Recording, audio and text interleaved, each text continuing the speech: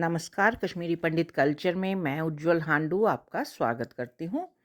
अक्सर हमने देखा है कि हिंदू विवाह में कन्या पक्ष का पुरोहित वर के हाथों में सिंदूर की एक छोटी सी डिबिया देता है, जिसमें से थोड़ा सा सिंदूर लेकर वह कन्या की मांग में डालता है।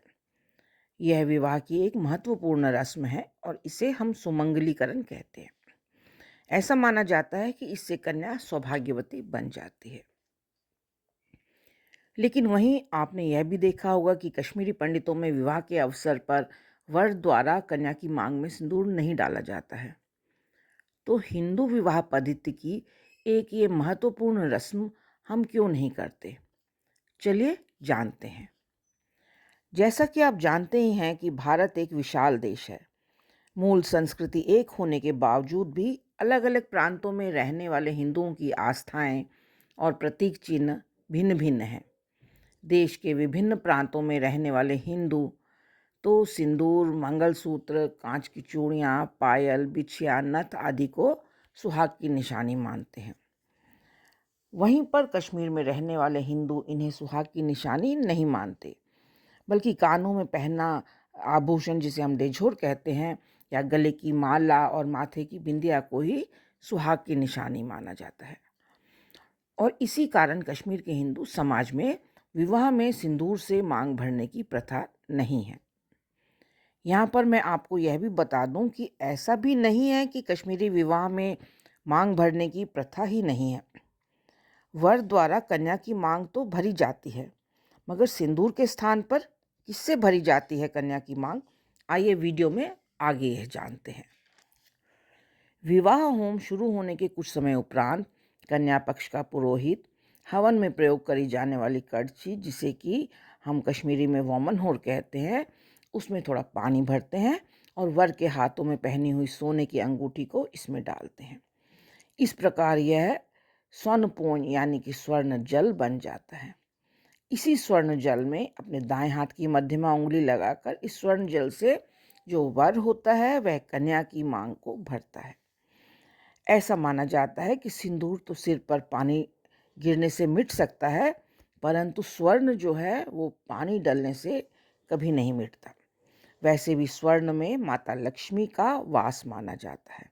तो इस प्रकार स्वर्ण जल से मांग भरने से कन्या अखंड सौभाग्यवती बन जाती है और कल्याणकारी बन जाती है। यहाँ पर आप ध्यान दें कि महत्वपूर्ण यह नहीं है कि कन्या की मांग किससे भरी जा रही है, बल्कि महत्वपूर्ण स्वयं कन्या की मांग है, जिसे कि कश्मीरी में हम सुम कहते हैं। इसी कारण सिंदूर या स्वर्ण जल से इसे सजाया जाता है। तो विवाह में सुम या मांग का क्या महत्व है, इसको समझने के लिए पहले ये एक पौराणिक कथा मैं आपको बताती हूँ। पौराणिक मान्यताओं के अनुसार जब ब्रह्मा जी ने सृष्टि का निर्माण किया तो उनके द्वारा बनाई गई सभी रचनाएं कुछ समय बाद नष्ट हो जाती थी और उन्हें फिर एक नई रचना करनी पड़ती थी। इससे परेशान होकर ब्रह्मा जी भगवान शिव से मिलने गए।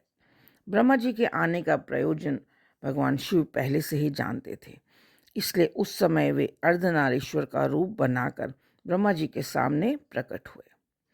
अर्धनारीश्वर के रूप में दाएं ओर भगवान शिव और बाएं ओर आदि शक्ति विराजमान थे।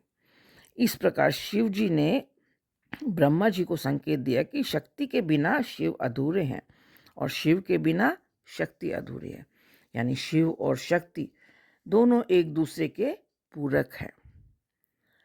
इस रूप में प्रकट होकर उन्होंने ब्रह्मा जी को यह भी संकेत दिया कि स्त्री और पुरुष के मिलन से ही यह सृष्टि आगे बढ़ेगी, जिसमें वे दोनों बराबर होंगे और वे दोनों एक दूसरे के पूरक भी होंगे। तो इस प्रकार उन्होंने ब्रह्मा जी को प्रजननशील मानव के सृजन की प्रेरणा दी। कश्मीरी शास्त्रों के जानकार श्री संजय रैना जी के अनुसार कन्या के सिर के बीचों बीच निकाली गई मांग शिव और शक्ति के इसी मिलन का प्रतीक है। इसीलिए सुम यानी कि मांग पूजनीय है और इसे हम मांग टीका लगाकर सिंदूर और स्वर्ण जल से सजाते हैं।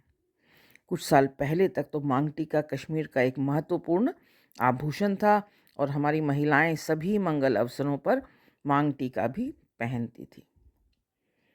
तो यह था मेरा आज का वीडियो। आशा करती हूँ आपको पसंद आया होगा। आप इसे लाइक, शेयर और कमेंट करें और मेरे सभी वीडियोस को सबसे पहले देखने के लिए मेरे चैनल को सब्सक्राइब करें और बेल आइकन दबाना ना भूलें। एक नई वीडियो के साथ जल्द ही आपसे दोबारा मिलती हूँ। तब तक के लिए नमस्कार।